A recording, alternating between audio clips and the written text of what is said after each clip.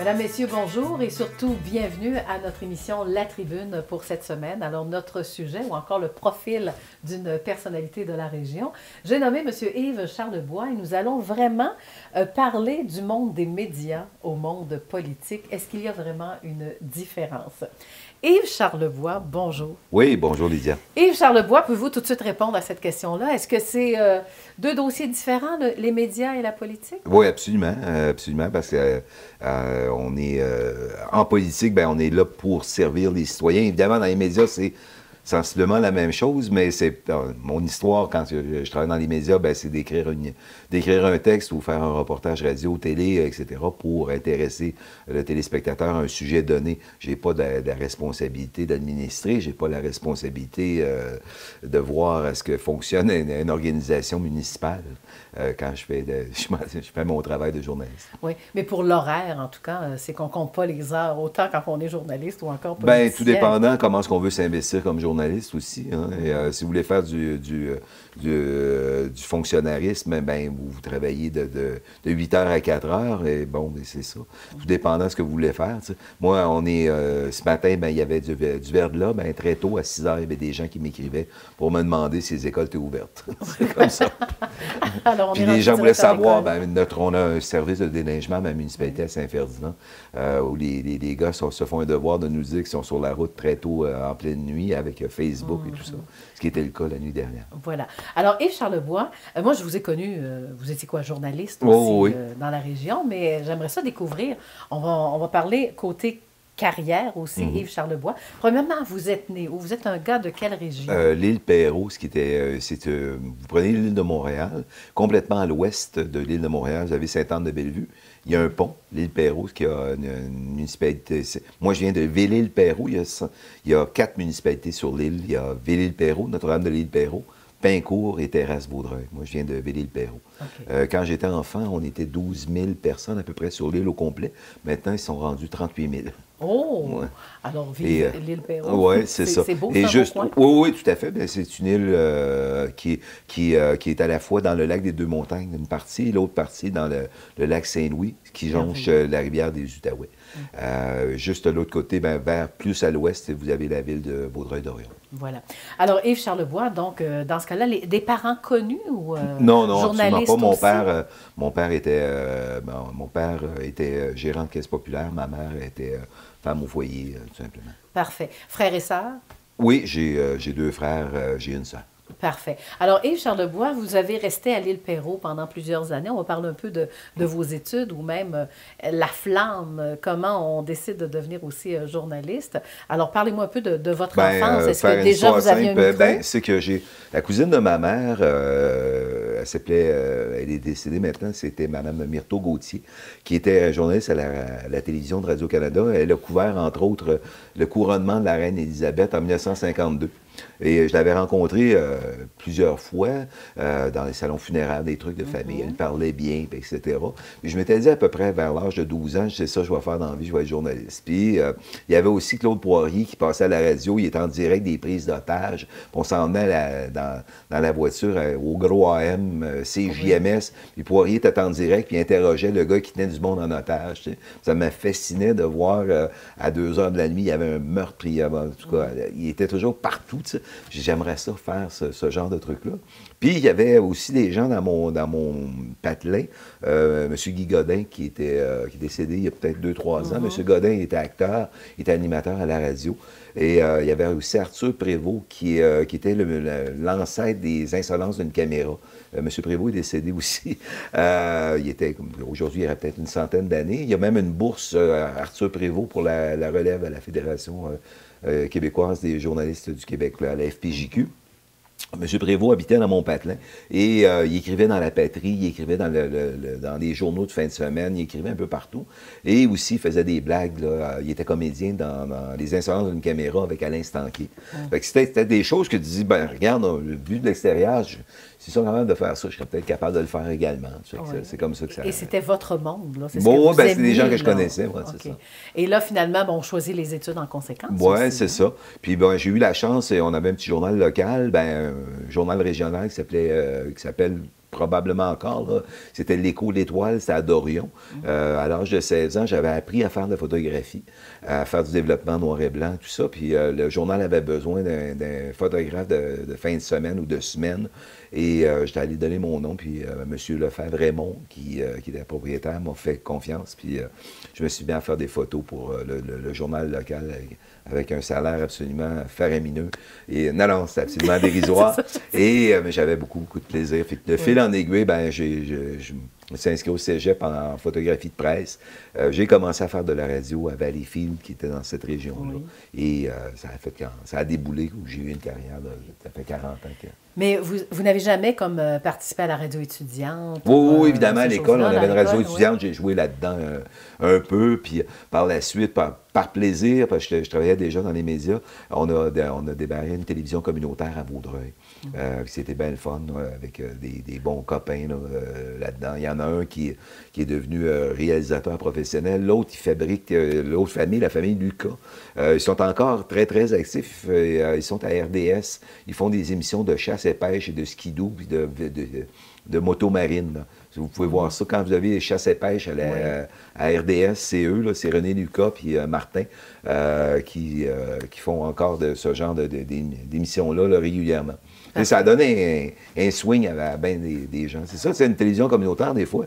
Tu fais ça pour le fun à un moment donné, puis des fois, ben, si ça t'intéresse, ben, tu essaies de faire carrière avec ça. C'est ça, mais le fait de la démarrer aussi. Oui, c'est ça. Quand même, c'est beau ce que vous avez fait. Oui, c'est ça. Gilles, mon compagnon, lui, a fait carrière longtemps à Surprise avec Marcel Béliveau. Il faisait des tournages en France, en Belgique, un peu partout, puis à Montréal.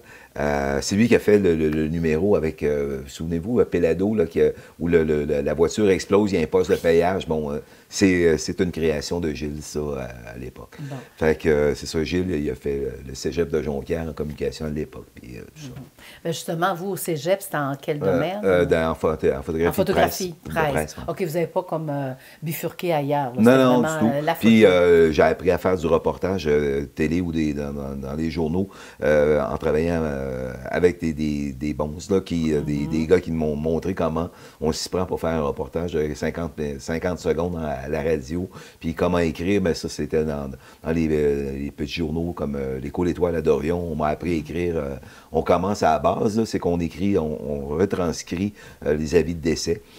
Puis, on commence comme ça. Non, mais c'est ça, à la radio, c'est la même chose. Ben oui, c'est ça, à la radio, la radio locale, je ne sais pas pour qui, mais en tout cas, dans mon cas, plusieurs ont fait la même chose, on écrit l'horoscope. C'est ça. On réécrit l'horoscope. Non, on écrit l'horoscope, on invente l'horoscope du matin. À ce point-là, oui.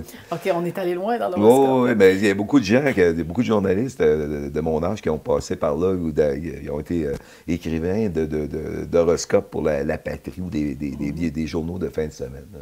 Bon, d'autres réalisations, à part d'avoir démarré une télévision communautaire?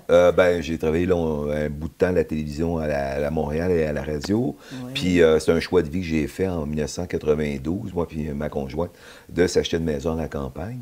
À partir de là, j'ai été pigiste depuis tout ce temps-là. Depuis 1992, je suis pigiste pour différents médias. J'ai été au Journal des Affaires, je suis à l'agence QMI, qui est Journal de Québec-Montréal. J'ai été longtemps à la Terre de chez nous, le Journal des Affaires, je l'ai mentionné.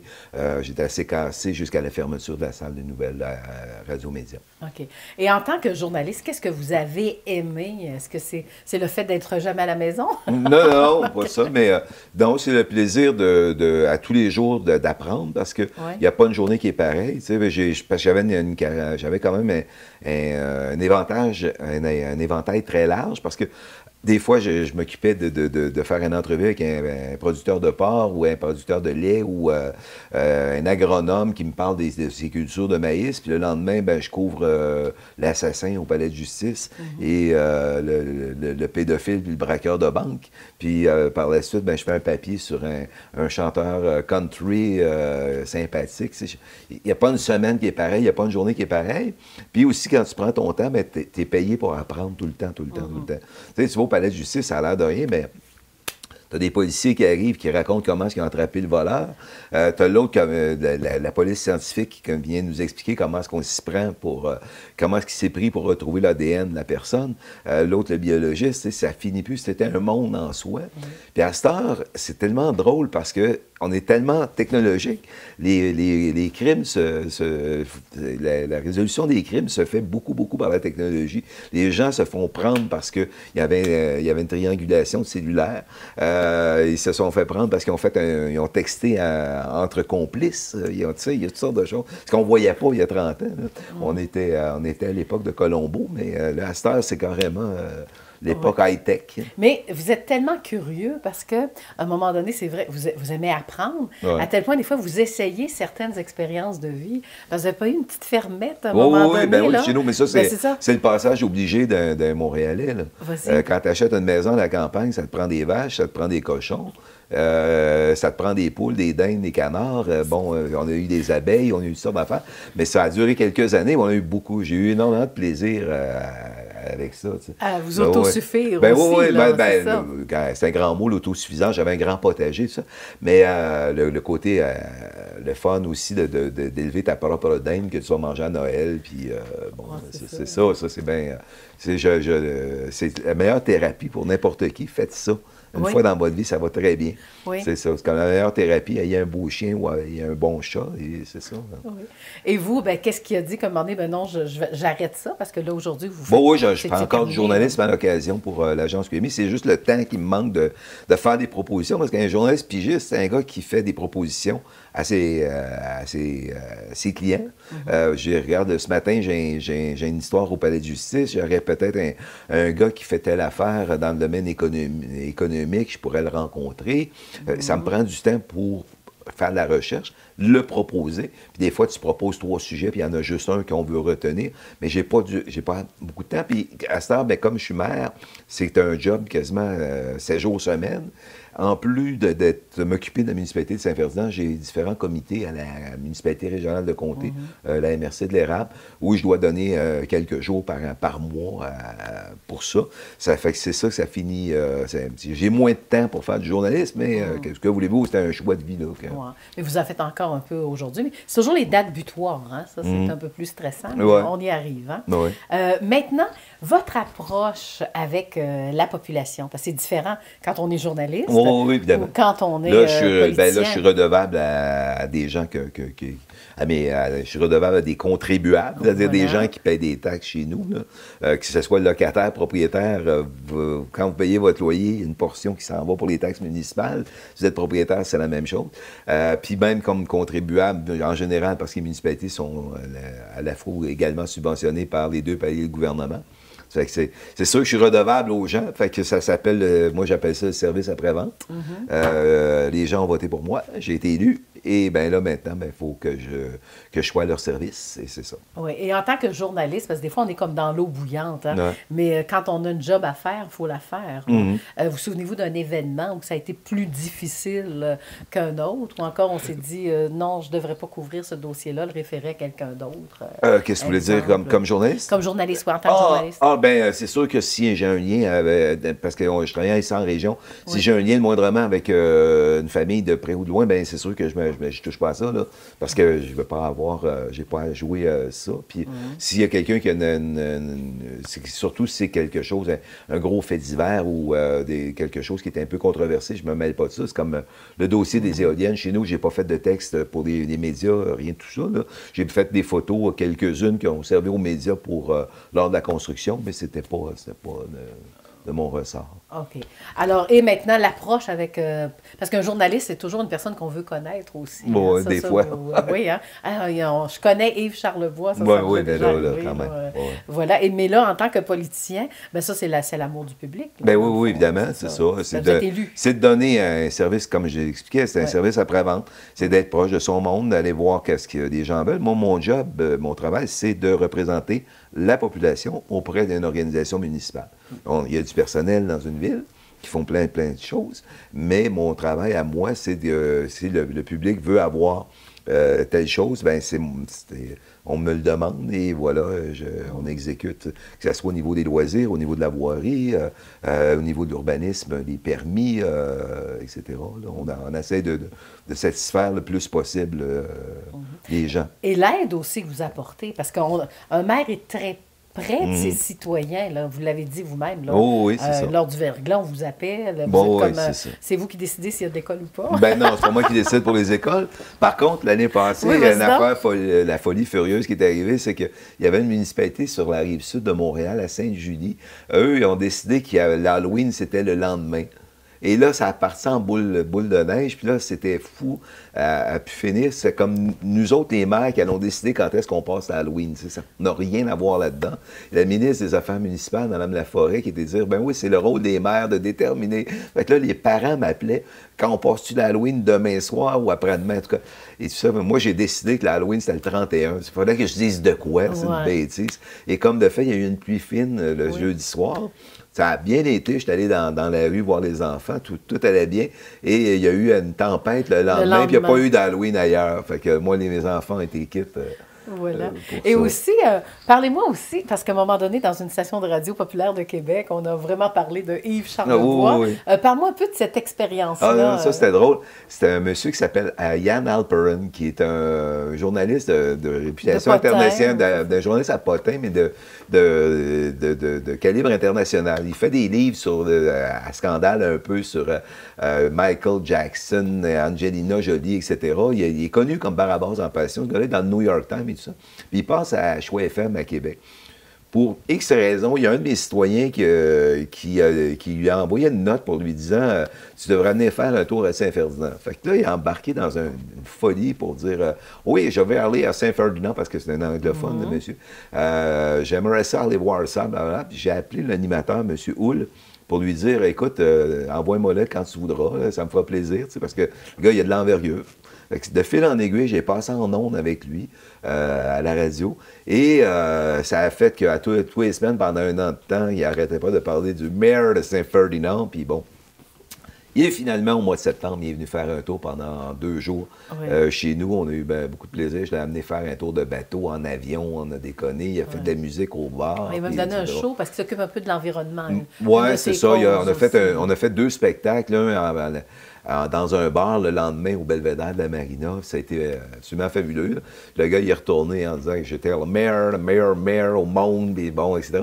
Fait que ça donnait une notoriété, puis ça a donné quand même beaucoup de visibilité à ma municipalité, ce qui n'était pas vilain en soi de ce côté-là. Bon, c'était un peu comme aujourd'hui, vous m'offrez une tribune, mais je vais apprendre. Hein. Oui, mais aussi, un maire, on dit toujours que la vie doit être belle, là, comme par exemple, quand on fait des nouveaux prototypes pour Prince Craft, est-ce que le maire se rend sur place? Non, des prototypes. Non, ben, eux, la compagnie Prince Craft, on a une espèce d'entente avec eux. C'est qu'on a une patrouille nautique et ils nous prêtent, ils nous donnent le ponton ne nous appartient pas, mais on nous prête un ponton de récent pour notre patrouille nautique et en contrepartie, on leur prête 2 quais à la Marina. Et eux font, à chaque année, leurs nouveaux bateaux sont toujours photographiés au lac William à Saint-Ferdinand. Ils viennent à chaque année avec un espèce de bateau tour là, pour leur caméra, tout ça, puis ils prennent quand vous voyez le catalogue Prince Craft, mais toutes les photos qui sont là, normalement, elles sont tous prises au lac William à Saint-Ferdinand. Donc, c'est de la brillance aussi, à quelque part, pour la municipalité. Oui, bien, c'est pas écrit que c'est au lac William, mais on le sait là, quand on voit les lieux. On va continuer, justement, parce que en tant que politicien, pourquoi avoir choisi Saint-Ferdinand? Vous auriez pu être n'importe où, là, au Québec? Bien, moi, c'est un choix de vie que j'ai fait en 92, de s'acheter une maison à la campagne. Ça a donné que mon frère, à l'époque, était patron des postes à Victoriaville. Et en mangeant de la pizza chez lui un soir, la télé était ouverte sur le câble et il annonçait des maisons, mais c'était vraiment à prix très abordable. J'ai communiqué avec un agent d'immeuble. Puis pendant un mois et demi, on s'est promené dans la région. région, cherchant quelque chose, puis je suis tombé où je suis depuis ce temps-là. Voilà. J'étais un gars stable. Oui, c'est on ça. a rénové notre Fidèle. maison et tout ça. Oui. Bien, parlez-moi un peu du développement en tant qu'à vous avoir, en tant que maire, le développement de Saint-Ferdinand. Parce que moi, je suis certaine, avec l'approche que vous avez avec votre population, vous allez sûrement vous représenter tant que les gens vont vouloir de vous. Là. Probablement. On verra ça l'an prochain. Là, j'étais en élection en novembre 2021. Pardon.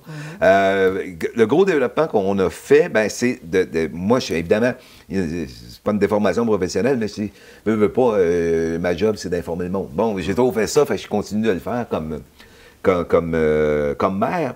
C'est ma spécialité. Oui. Puis à travers ça, on a eu une opportunité l'année dernière d'acquérir les 11 millions de pieds carrés de terrain qui est d'une succession qui était un ami à moi qui s'appelait Frédéric Garipi. 11 millions, c'est tout le haut du village de Saint-Ferdinand. Et également, si vous connaissez le coin, la route 165 dans le coin de Tôle-Vigneault. On a des immenses terrains à cet endroit-là. On en a fait l'acquisition il y a 2 mois. Et là, actuellement, on est en train de faire du lotissement. On a beaucoup de nouvelles entreprises qui vont venir s'installer à Saint-Ferdinand parce qu'on a des terrains. Mais ce ne sera pas General Motors de Détroit qui s'en vient, là, mais des entreprises locales qui veulent... qui veulent s'implanter. Okay. Des gens qui ont des fois un petit commerce de garage avec 2 employés qui vendent des trucs, bien là, ils vont avoir pignon sur rue à cet endroit-là. Je ne peux pas donner de nom maintenant, mais je dirais que minimum d'ici février, on aura 2.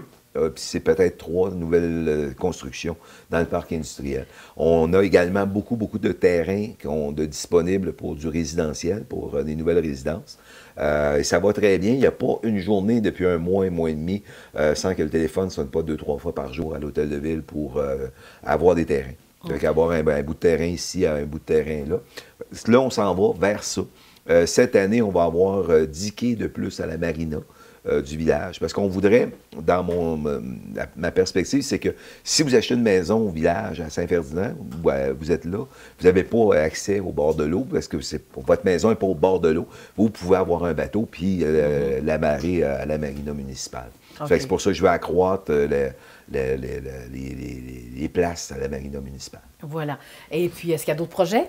Oui, on est en train de mettre du mobilier urbain dans le parc. On a un nouveau parc qui s'appelle le parc Versant du Lac, ce qui a coûté quand même un bon montant. On a un beau terrain de soccer, on a un terrain de tennis, on a des jeux pour enfants de toute beauté. On a un skatepark. Là, on est en train de mettre du mobilier urbain. On va avoir des tables, des tables, des chaises, des bancs. On va avoir un bloc sanitaire pour des toilettes, etc. Éventuellement, l'année prochaine, dans 2 ans, il y aura des jeux d'eau à cet endroit-là, à ce parc. Fait que si on s'en va vers là, on a aussi le sentier Art et Nature qui est à travers ce parc-là, on a des sentiers derrière qu'on va éventuellement relier vers le manoir du Lac-William.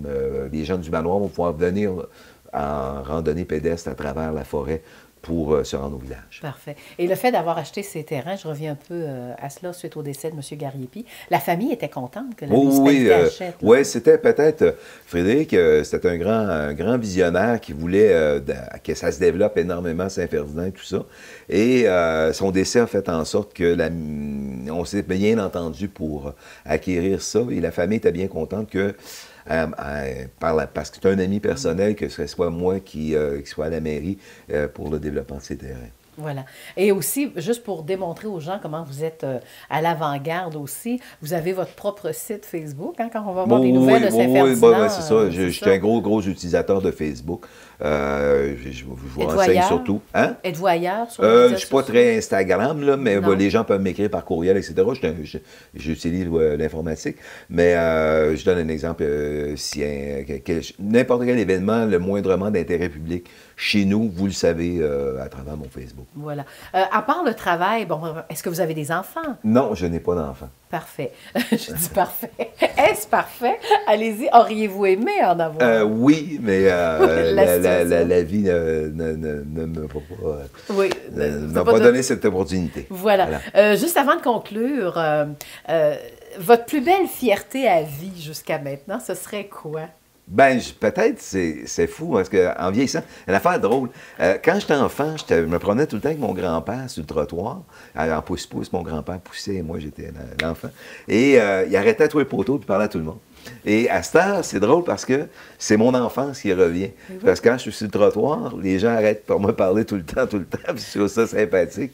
C'est une des plus grandes fiertés, c'est que d'avoir été choisi par les gens pour les représenter. Tu sais, c'est vraiment ça, parce que être journaliste, c'est un patron qui t'engage, qui te destitue. Tu sais, t'es à la remorque d'un petit groupe, tandis que là, ben, c'est un ensemble d'individus, d'hommes et de femmes, et de plus jeunes, de plus vieux, de tout âge, qui ont décidé que c'est moi qui le représentant. Puis ma job, ben, c'est de faire en sorte de ne pas les décevoir. Oui. Et le fait que les gens vous abordent tout le temps, hein, Oui. parce qu'on parle vraiment de sujets Ben oui, intimes c'est la aussi, proximité. là, très, très proches. Ça vous Non, ça dérange mais, pas du tout? mais là? non, mais c'est pas ma vie personnelle, là, pourquoi on m'aborde, mais c'est des banalités de la vie. Là, où souvent, c'est pour me parler de la pluie et du beau temps, mais souvent, les gens veulent avoir voulez-vous passer le balai dans ma rue? Voulez-vous telle affaire? Voulez-vous, mon quai, c'est-tu correct? Puis bon. C'est combien d'habitants? On est 2000, de base, on est 2100 permanents, mais avec les chalets, les villégiateurs, on est à peu près 3500. Donc, dans ça ce coin-là. augmente. Ben oui, l'été, énormément, c'est parce ça. qu'on a beaucoup de gens qui ont des maisons, qui habitent simplement les fins de semaine. Il y en a d'autres seulement l'été. On a 3 campings à Saint-Ferdinand. Fait que durant l'été, on a beaucoup, beaucoup de gens.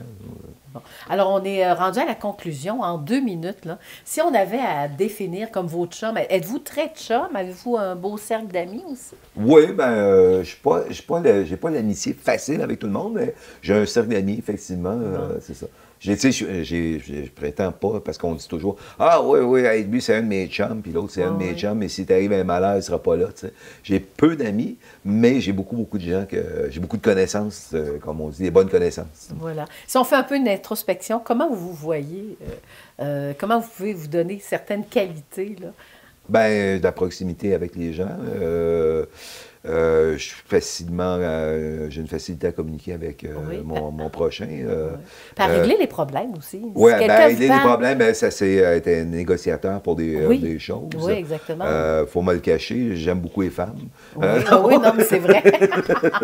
C'est vrai, Marie le sait aussi. Oui, votre tout à fait. conjointe, voilà.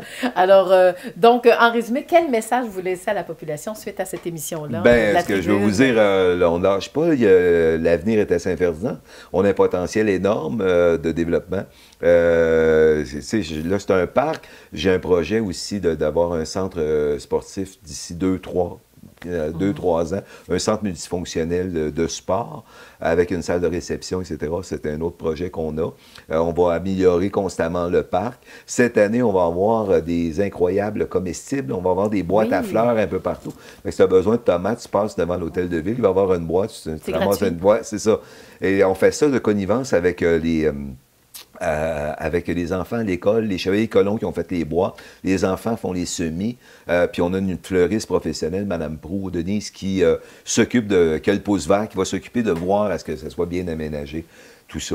Puis à travers ça, on a la soirée des bénévoles cette semaine, ça va être bien le fun, vendredi soir. Ouais, et cet été, votre marché public. Donc, il va le marché revenir. public, on a les jeudis en chanson, à tous les jeudis soirs durant tout l'été, c'est au Belvédère.